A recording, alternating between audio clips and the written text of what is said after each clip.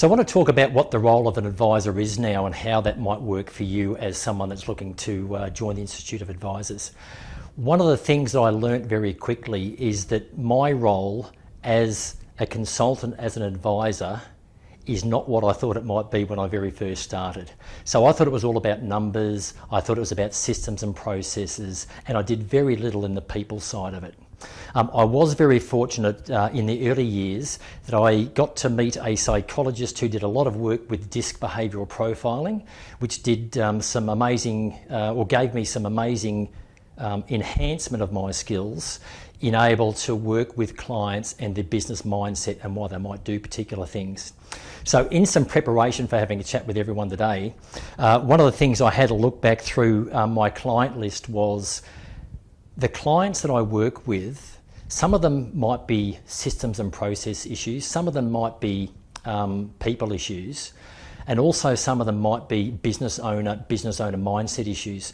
So when it comes to that, don't go in with a preconceived idea of what the outcome is going to be. So a classic example of a client that I started working with a couple of years ago is, it was actually a referral through Mouse, and it was, the original referral came through as group coaching. So I don't do a lot of group coaching, but in light of some other advisors doing group coaching, I thought, well, I'll give a call and have a chat to this client. So after asking a series of questions and determining what they really wanted, they didn't actually want group coaching, they wanted mentoring, or they wanted advisory in a couple of specific areas. Or so I thought.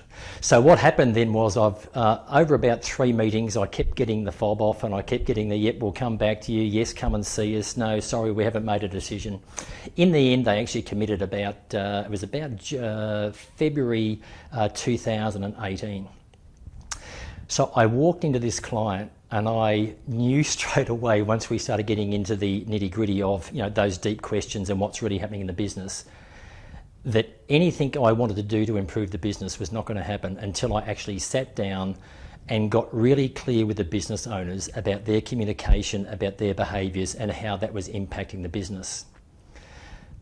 18 months later, I can tell you that almost on a monthly or bi-monthly basis, we are still having very interesting discussions about how they are communicating as a husband and wife couple and the impact that that's having on their business. I'm pleased to say that about 3 months ago we had an aha moment where the business owners finally got, after about 27 taps on the shoulder to say you need to change your business owner mindset and how you communicate changes what people hear and see out in the workforce. So the turnaround in that business, in the instant that they make that decision to actually change their business owner mindset, was absolutely massive.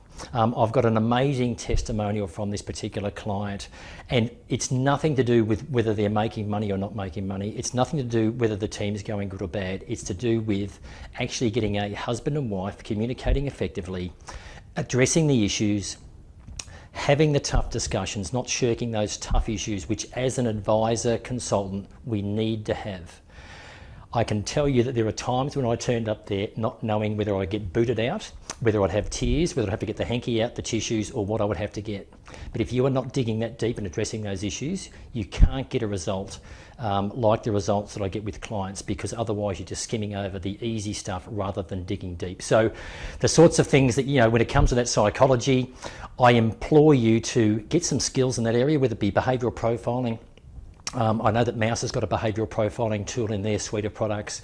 There's others out there. It doesn't matter what you do, but you have to be able to have tougher discussions with people about the impact of their behaviours on themselves, the team, and partners in the business. So a little bit long-winded, but I just really want to labour that point. It's not just one-dimensional what we do as consultants.